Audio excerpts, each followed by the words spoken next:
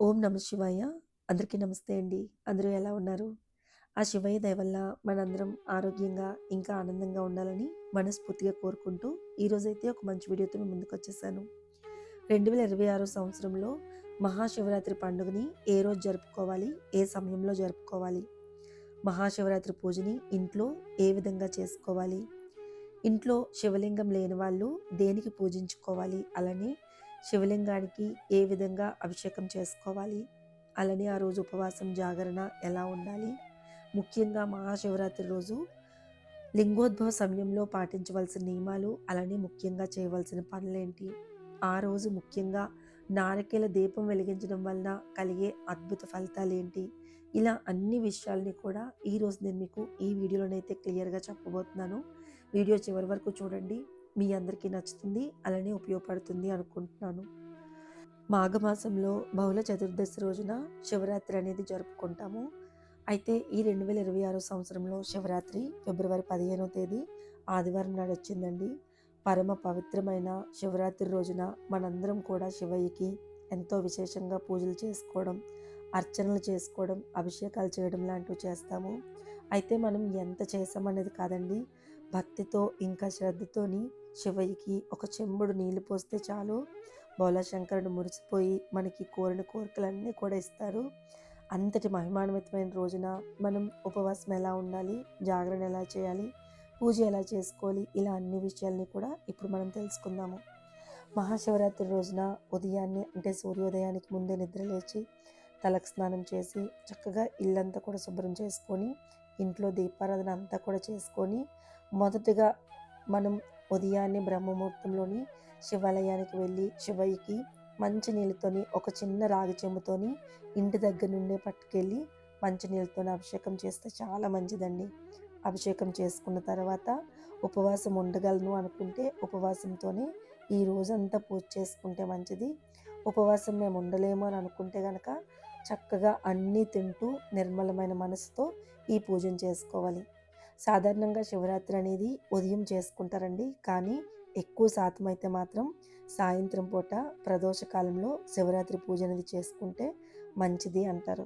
ముఖ్యంగా మా ప్రాంతంలో అయితే శివరాత్రి పూజ అనేది సాయంత్రమే చేసుకుంటారు. రోజంతా ఉపవాసం ఉండి సాయంత్రం ప్రదోష కాలంలోని శివరాత్రి పూజ అనేది చేసుకుంటే మంచిది.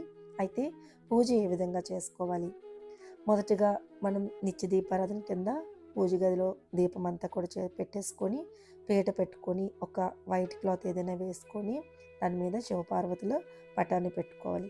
మన దగ్గర శివలింగం ఉంటే శివలింగం పెట్టుకోవచ్చండి. ఇత్తడైనా, వెండైనా మన దగ్గర ఏ లోహంతో ఉంటే ఆ లోహంతోని శివలింగాన్ని పెట్టుకోవచ్చు. ఒకవేళ లేదు అనుకుంటే గనక పార్థివ లింగాన్ని చేసుకొని ఆ రోజు శివయ్యకి పూజ చేసుకుంటే చాలా మంచిదండి. పార్థివ లింగం అంటే ఏంటో కాదు, పుట్టమట్టి మనందరికీ తెలిసే ఉంటుంది. పుట్టమట్టి తెచ్చుకొని చక్కగా పుట్టమట్టితోని వీడియోలో చూపించినట్టు మనం పార్థివ లింగాన్ని అయితే చేసుకొని ఆ లింగానికే చక్కగా మనం పూజలన్నీ కూడా చేసుకోవచ్చు. ఎవరైనా చేయొచ్చండి. ఇది మనం చేయాలి, వేరే వాళ్ళు చేయకూడదు అలా ఏం లేదు. ఎవరైనా సరే పార్థివ లింగాన్ని చేసుకోవాలి. తర్వాత పార్థివ లింగాన్ని ఏం చేయాలనేది కూడా నేను మీకు క్లియర్‌గా చెప్తాను. అయితే ఒకవేళ పుట్టమన్ను మనకి అవైలబుల్‌గా లేదు అనుకుంటే గనక ఎక్కడైనా తొక్కని ప్రదేశంలో మట్టి దొరికితే గనక పైదంతా కూడా కొంచెం తీసేసి కిందకి తెచ్చుకొని అలా కూడా మట్టి శివలింగాన్ని చేసుకొని చక్కగా గంధం విభూది బొట్లు పెట్టుకొని మనం పీట మీద పెట్టుకోవాలి. అలానే మనం ఏ పూజ చేసినా కూడా గణపతి పూజ కూడా చేసుకుంటాం కాబట్టి పసుపు గణపతిని కూడా చేసుకొని చక్కగా పూజలో పెట్టుకొని పువ్వులతోని, మారేడు దళాలతోని శివయ్యని అలంకరణ చేసుకోవాలి. అలానే దీపారాధన కూడా మీ దగ్గర ఏది వీలుగా ఉంటే దాంతోని దీపారాధన చేసుకోవచ్చు. పిండి ప్రమిద పెట్టుకోవచ్చు, మట్టి ప్రమిద పెట్టుకోవచ్చు, వెండి, ఇత్తడి ఇలా మన దగ్గర ఏది అందుబాటులో ఉంటే అది పెట్టుకోవచ్చు. ముఖ్యంగా ఈరోజు మనం నారికేల దీపాన్ని పెడితే చాలా మంచిదండి. ఎవరైతే నమ్మకంగా నారికేల దీపాన్ని పెట్టుకుంటారో ఖచ్చితంగా వాళ్ళ కోరికలైతే నెరవేరుతాయి. ఏదైనా ధర్మబద్ధమైన కోరికైతే స్వామి నిజంగానే చూస్తారు. మనం శివయ్య వరాలు ఇచ్చేస్తున్నారు కదా అని ఏది పడితే అది కోరుకుంటే మాత్రం ఎంత తొందరగా ఇస్తారో శివయ్య అంతే తొందరగా తీసేసుకుంటాడు. కాబట్టి కొంచెం చూసుకొని శివయ్యకైతే పూజన చేసుకొని మనము కోరికలు కూడా అడగాలన్నమాట. అలా దీపారాధన కూడా అంతా సిద్ధం చేసుకొని పువ్వులంతా కూడా చక్కగా పెట్టుకొని దీపారాధన చేసుకోవాలి. దీపారాధన చేసుకొని ఓం నమ శివాయ అనే మంత్రం చాలా పవర్ఫుల్ అండి అండ్ చాలా మంచిది కూడా. వీలైనంత వరకు ఆ రోజంతా కూడా ఓం నమ శివాయ అనే మంత్రాన్ని పఠించడానికి ప్రయత్నించండి. లేదా కాలభైరవ అష్టకం చదవండి, వినండి, చాలా మంచిది. ప్రతిరోజు వింటే మంచిదే, ఆ రోజు వింటే ఇంకా మంచిదనమాట. కాలభైరవ స్వామి అనుమతి ఉంటే గనక మనకి ఏదైనా సాధ్యమవుతుందండి. కాలభైరవ స్వామి అనుమతి, అలానే కాలభైరవ స్వామి యొక్క అనుగ్రహం మన మీద ఎల్లవేళలా ఉండాలి. అలా ఉంటేనే శివయ్య అనుగ్రహం కూడా మన మీద ఉంటుందన్నమాట. అలా పూజనంతటిని కూడా చేసుకోండి. ధూపం, దీపం, నైవేద్యం కింద మన దగ్గర ఏది ఉంటే అది పెట్టొచ్చు. మీ దగ్గర పళ్ళు ఉన్నాయనుకోండి పళ్ళు పెట్టొచ్చు, కొబ్బరికాయ ఉంటే కొబ్బరికాయ పెట్టొచ్చు, పిండి వంటలు చేసి పెడతాననుకుంటే పిండి వంటలు కూడా చేసి పెట్టొచ్చు. ఏది వీలుగా ఉంటే అది చేసి పెట్టొచ్చు. అలా ధూపం, దీపం, నైవేద్యం అన్నీ సమర్పించి చక్కగా స్వామికైతే పూజనైతే చేసుకోవాలి. సింపుల్‌గా చేసుకోవచ్చండి. అసలు శివయ్యకి ఏ హడావిడి కూడా చేయాల్సిన అవసరం లేదు. ఉన్నంతలోని తృప్తిగా, భక్తిగా, శ్రద్ధగా చేస్తే చాలు. ఎవరికీ హాని జరగకుండా ఉంటే చాలు మన వల్ల. ఎవరిని కూడా దూషించకుండా ఉంటే సరిపోతుంది. అలా పూజనంతటిని చేసుకోవాలి. చెప్పాను కదా ఉపవాసం ఉండాలి అనుకునే వాళ్ళు ఉదయం నుంచి సాయంత్రం వరకు కూడా ఉపవాసం ఉండాలి. మరీ కటిక ఉపవాసం చేయాల్సిన అవసరం లేదండి. చక్కగా ఫ్రూట్స్ తింటూ, ఏదైనా జ్యూసెస్ తాగుతూ కూడా ఉండొచ్చు. ఉండలేము అనుకునే వాళ్ళు అన్నీ తింటూ కూడా పూజనైతే చేసుకోవచ్చు. పూజ అంతా చేసుకున్న తర్వాత దగ్గరలో ఉన్న శివాలయానికి వెళ్ళి అర్చనో, అభిషేకమో చేసుకోండి. పంచామృతాలతో కాకపోయినా కూడా చెప్పాను కదా చిన్న చెంబుతోని స్వామికి మనము అభిషేకం చేసినా సరే సరిపోతుంది. అలా చేసి రాత్రి జాగరణ ఉండడానికి ఒక్కటే గుర్తుపెట్టుకోండి. ఏ సినిమాలు చూస్తేనో, లేదా ఏ హౌసీ ఆడుతూనో, లేదా ఇంకేదైనా చేస్తూనో జాగరణ ఉన్నా కూడా అది వృధా. ఇదైతే మాత్రం పక్కా చెప్తున్నాను. అస్సలు అలా ఎట్టి పరిస్థితిలో కూడా ఉండకూడదు. శివనామ స్మరణతో మీరు జాగరణ ఉంటేనే అది సంపూర్ణంగా జాగరణం ఉన్నట్టు అవుతుంది.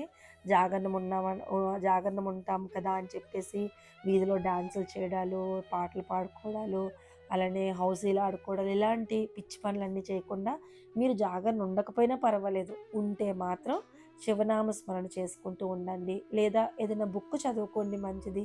లేదా చక్కగా ఏదైనా పూజ పనులు చేసుకుంటూ ఉండండి. అలా చేసుకున్నా కూడా జాగరణ చేసినట్టే అవుతుంది. లేదా ఏదైనా గుడికి వెళ్ళి అక్కడ గుడిలోని భజనలు అయితే గనక ఆ భజనలో పాల్గొనండి. లేదా గుడిలోని ఏదైనా వర్క్ ఉంటే గనక అది చెయ్యండి.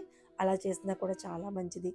లింగోద్భవ సమయం అంటే అర్ధరాత్రి 12 గంటలకి లింగోద్భవ సమయం అవుతుంది. ఆ సమయంలో ఇంట్లో పూజ చేసుకోకపోతే గనక గుడికి వెళ్ళి ఆ టైంలోని ఎవ్వరితో మాట్లాడకుండా లింగోద్భవ సమయం అయినప్పుడు మనకి శివలింగాన్ని చూపిస్తారు. ఆ సమయంలో ఖచ్చితంగా అంటే అలంకరణ అంతా చేసిన తర్వాత ఒకేసారి ఓపెన్ చేసి శివయ్యని చూపిస్తారు.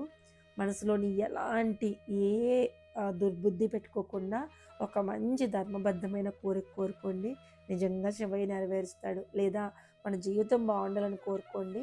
ఖచ్చితంగా శివయ్య అయితే ఒక మంచి మార్గంలోకి తీసుకెళ్ళిపోతాడు. లేదు గుడికి వెళ్ళడానికి అవ్వలేదనుకుంటే ఇంట్లో అయినా కూడా చక్కగా శివనామస్మరణ చేస్తూ 12 గంటలకి శివయ్యకి అన్నంతో అభిషేకం చేయడం, లేదా మంచినీటితో అభిషేకం చేయడం, లేదా కొబ్బరి నీళ్ళతో అభిషేకం చేయడం, ఇలాంటివన్నీ చేస్తూ లింగోద్భవ సమయంలో చక్కగా శివయ్యకి గనక పూజ చేసుకుంటే చాలా మంచిదండి. లేదా విభూదితోని ఏదైతే మనం పార్థివలింగాన్ని చేసామో పార్థివలింగానికి విభూదితో పూజ చేసుకున్నా కూడా చాలా మంచిది.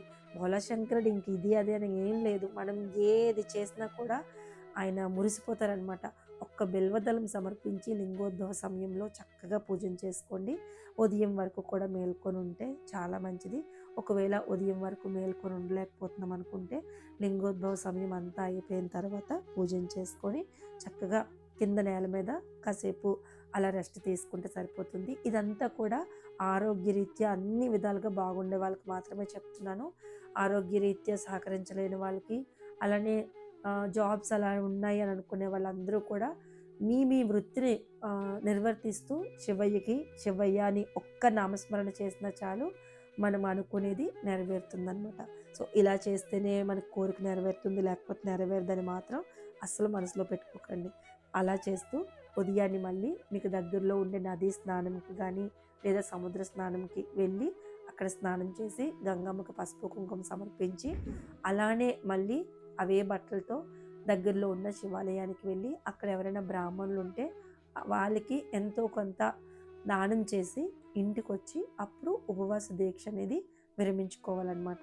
అలా చేస్తే సంపూర్ణంగా శివయ్య అనుగ్రహం దొరుకుతుందని, కఠిన ఉపవాసం చేయాల్సిన అవసరం లేదు. ఇంత స్ట్రిక్ట్గా ఇంతగా పూజ చేసేస్తేనే అయిపోతుందని అస్సలు మనసులో పెట్టుకోకండి. నార్మల్గా మీరు ఏమి చేయకపోయినా కూడా, ఎలా ఉన్నా కూడా శివయ్య అని ఒక్క నామాన్ని జపించండి చాలు. ఆయనే చూసుకుంటారు అంతా కూడా. అలా పూజ అంతా కూడా చేసుకోండి. నారికేల దీపంలోని 3 ఒత్తులు వేసుకోండి. ఆ ఒత్తులు కూడా మంచివి చూసి వేసుకోండి. అలానే ఆయిల్ కూడా స్వచ్ఛమైన ఆవు నెయ్యి కానీ, నువ్వుల నూనె కానీ, కొబ్బరి నూనె కానీ ఈ 3 మాత్రమే వేయండి. ఏ సెంటెడ్ ఆయిల్స్ కూడా వేయకండి. ఎందుకంటే తర్వాత కొబ్బరికాయని మనం తింటాం కాబట్టి అది అంత మంచిది కాదు. ఒకవేళ మనం తినకపోయినా ఒక మూగ జంతువుకి పెట్టినా, పక్షులకు పెట్టినా కూడా వాటికి కూడా హాని కలగకుండా ఉండాలంటే ఎలాంటి సెంటెడ్‌వి గానీ ఏది కూడా యూజ్ చేయకుండా చక్కగా ఈ స్వచ్ఛమైన నూనె ఏదైతే ఉందో దాన్ని యూజ్ చేసి దీపారాధన చేసుకోండి. నవధాన్యాలు కానీ లేదా బియ్యం కానీ వేసి దీపారాధన చేయొచ్చు. నవధాన్యాలు వేస్తే చక్కగా వాటిని నానబెట్టేసి మొలకలు ఎత్తించేసి ఆవుకు తినిపిస్తే మంచిది. లేదు బియ్యం అనుకుంటే బియ్యం మనం పరమాన్నం ఏదైనా చేసేసుకోవచ్చు. అలానే కొబ్బరి అయిపోయిన తర్వాత కొబ్బరికాయ మనం తినొచ్చు, మంచిది. తింటే కూడా అందరికీ పంచిపెడితే కూడా చాలా మంచిదన్నమాట. ఈ విధంగా మీరు నారికేల దీపాన్ని అన్నిటిని కూడా వెలిగించుకోవాలి. అండ్ ఇంకొకటి ఇంకా ఇక్కడ మెయిన్ డౌట్ ఒకటి ఏమొస్తుందంటే, నారికేల దీపంలోని చాలామంది ఇప్పుడు ఏమడుగుతున్నారు, 3 కళ్ళు ఉన్న వైపు పెట్టాలా లేదా నార్మల్గా వైపు పెట్టాలా? ఇదొక పెద్ద డౌట్ అయితే క్రియేట్ చేస్తారండి యూట్యూబ్లో. అసలు ఇంతకుముందు ఎవరికి కూడా ఈ నారికేల దీపం గురించి తెలిసిందే లేదు. మీరు చెక్ చేసుకున్నట్లయితే ఫస్ట్ టైము మన ఛానల్లోనే వచ్చిందనమాట నారికేల దీపం అనేది. మీరు కావాలంటే చెక్ చేసుకోవచ్చు. అప్పుడు ఇలాంటి డౌట్స్ ఏమి క్రియేట్ చేయలేదు. కొత్తగా అందరూ కూడా డౌట్స్ క్రియేట్ చేశారు. ఎందులో దీపం వెలిగించాలనేది, ఎందులో వెలిగించినా పర్వాలేదు, అదే ఫలితం వస్తుంది. 3 కళ్ళు ఉన్న వైపు వెలిగించకూడదు లేదా అటువైపే వెలిగించాలి అలా ఏమీ లేదండి. ఎందులో అయినా కూడా వెలిగించవచ్చు, పర్వాలేదు. అలానే ఇంకా డౌట్ ఏముంటుంది, నేల మీద పడుకోవాలా లేదా బెడ్ మీద పడుకోవాలా అని అంటారు చాలామంది. మనకి ఆరోగ్యం సహకరించలేదు అనుకోండి, బెడ్ మీద పడుకోవచ్చు, తప్పులేదు. బ్రహ్మచర్యం పాటిస్తే సరిపోతుంది అంతే. అలా ఏం లేదు, కిందనే పడుకోవాలని ఏం లేదండి. ఆరోగ్యరీత్యా ఇప్పుడున్న వరకు మనకెవరికి కూడా అంత బాడీ సపోర్ట్ చేయట్లేదు కాబట్టి బెడ్ మీద కూడా పడుకోవచ్చు, పర్వాలేదు అంతే. చిన్నగా చేసుకోవచ్చు. హడావిడి ఏమీ పడాల్సిన అవసరం లేదండి. చక్కగా చిన్నగా చేసుకుంటూ మనము పూజనైతే చేసుకోవాలి. అలానే ముఖ్యంగా ఈ పార్థివ లింగాన్ని ఎవరికైతే ఇంట్లోని శివలింగం లేదో వాళ్ళు పార్థివ లింగాన్ని చేసుకుంటారు కదా, ఆ పార్థివ లింగాన్ని ఏం చేయాలని చెప్పి చాలామంది అడుగుతారు డౌట్. ఎందుకంటే సాధారణంగా 16 సోమవారాల వ్రతంలోని మనం పార్థివ లింగాలను చేసుకొని 16 సోమవారాలు అయిపోయిన తర్వాత 3 నెలల్లోని ఏదైనా పుణ్యనదుల్లో కలిపేస్తే సరిపోతుంది అంటారు కదా. మరి ఇప్పుడు మనం చేసుకునే ఈ పార్థివ లింగాన్ని ఏం చేయాలని మీ అందరికీ డౌట్ రావచ్చు. ఈ పార్థివ లింగాన్ని కూడా జాగ్రత్తగా ఒక దగ్గర పెట్టుకొని దేవుడి గదిలో ఎక్కడైనా కూడా మీరు అతి తొందరలోనే కాశీ వెళ్తున్నారు అనుకుంటే కనుక కాశీకి తీసుకెళ్ళి గంగమ్మ ఒడికి చేర్చొచ్చు. లేదా మీకు దగ్గరలో ఏ పుణ్య నది ఉన్నా కూడా, ఏ నది ఉన్నా కూడా ఆ నదిలో కలపొచ్చు. బావుంటే బావిలో కలపొచ్చు. పైనుంచి అలా పడేయకుండా ఏదైనా చిన్న డొక్కు కట్టి దాంతోపాటు విడవడమో లేదా ఇంకేదైనా ఆప్షన్ చూసుకొని వెయ్యండి. బావుంటే బావిలో వేయొచ్చు, లేదా సముద్రం ఉంటే సముద్రంలో వేయొచ్చు. ఏమీ లేదు మా దగ్గర ఏది అవైలబుల్గా లేదు అనుకుంటే కనుక ఒక గిన్నెలోని వాటర్ పెట్టేసి ఆ శివలింగాన్ని అందులో పెట్టేసి కొంచెం పసుపు కుంకుమ అక్షంతలు అన్నీ కూడా వేసి అందులో పెట్టేసి కరిగిపోయిన తర్వాత ఆ మట్టిని తీసుకొని వెళ్ళి మన మొక్కలు ఉంటాయి కదా అందులో వేసేస్తే సరిపోతుంది అనమాట. మహాశివరాత్రి రోజు పార్థివ లింగంతో పూజ చేస్తే చాలా మంచిదండి. ఇంతవరకు నేను కూడా ఎప్పుడూ చేయలేదు, నాకు కూడా తెలియలేదు. నేను గత సంవత్సరం తెలుసుకున్నాను. అది అప్పటికి శివరాత్రి అయిపోయింది, నాకు తెలియలేదు. సో ఈసారి ఎలా అయినా కూడా ఈ సంవత్సరం చేసుకోవాలని అనుకున్నాను, అందుకే చేసుకున్నాను. అది కూడా గంగమ్మ ఒడికి చేరాలి అని అనుకున్నాను. అమ్మ నిజంగానే చూసింది. గంగమ్మ ఒడికే వెళ్తున్నారు శివయ్య కూడాను. మిగిలిన విషయాలన్నీ కూడా నేను తర్వాత వీడియోస్‌లో చెప్తాను. అండ్ మహాశివరాత్రి రోజు అన్నిటికంటే అదృష్టం ఏంటి అనేది మీ అందరికీ చెప్పాలి. మహాశివరాత్రి రోజు కాశీలో ఉంటున్నానండి. అది నిజంగా నేను మాటల్లో కూడా చెప్పలేను. నా కల్లో కూడా ఊహించలేనిది. శివయ్య అన్నీ కూడా ఒక్కొక్కటిగా అలా అనుగ్రహిస్తున్నారంతే. నా చేతుల్లో ఏమీ లేదు. దేవాలయానికి వెళ్ళడం గానీ, అలానే పౌర్ణములకు వెళ్ళడం గానీ, ఇప్పుడు ఈ మహాశివరాత్రికి రావడం గానీ, ఇదంతా ఒక అదృష్టంగా భావిస్తున్నాను. ఎప్పుడూ లేదు అనుకోకుండా మనసులోకొచ్చింది శివయ్య పిలుపు. కాలభైరవ స్వామి పిలుపునిచ్చారు రావాలి అని. అంతే అనుకుంటే తడవుగా బయలుదేరిపోయాము. ఇంకా కాశీ అయితే చేరుకుంటున్నాము. మహాశివరాత్రి రోజైతే అక్కడే ఉంటాము. మీ అందరికీ కూడా వీలైనంత వరకు సమాచారాన్ని అందిస్తాను. ఈ విధంగా మహాశివరాత్రి పూజనైతే ప్రతి ఒక్కరూ చేసుకోండి. ఆ శివయ్య అనుగ్రహానికి అందరం కూడా పాత్రలవ్వచ్చు. ఇంకా ఏమైనా నేను వీడియోలో మర్చిపోతే గనక కామెంట్స్‌లో అడగండి. నేను డెఫినెట్‌గా మీ అందరికీ కూడా రిప్లై ఇస్తాను. అలానే ఇంకా మీకు ఏమైనా డౌట్ ఉన్నా కూడా కామెంట్స్‌లో అడగకపోయినా ఇన్‌స్టాగ్రామ్‌లో మెసేజ్ చేసి అడగండి. ఖచ్చితంగా మీ అందరికీ నేను రిప్లైస్ ఇస్తాను. అండ్ ఈ విధంగా మహాశివరాత్రి పూజని అందరూ కూడా చేసుకొని ఆ శివయ్య అనుగ్రహానికి అందరూ కూడా పాత్రలవుతారని మనస్ఫూర్తిగా కోరుకుంటున్నాను. ఓం నమః శివాయ.